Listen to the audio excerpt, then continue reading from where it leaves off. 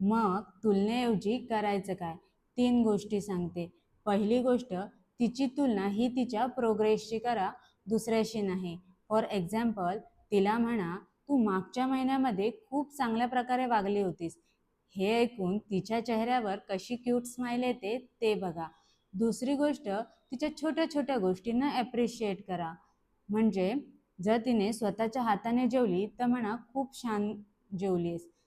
जर तिने आपलं शूज काढून जागेवर ठेवले तर म्हणा, I am so proud of you.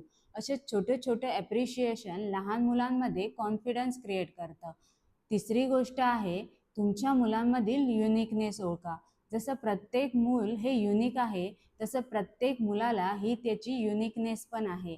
म्हणजे काही मुलांना गायन करायला आवडतं, काही मुलांना पेंटिंग करायला आवडतं, काहींना ड्रॉइंग तर काहींना ॲक्टिंग.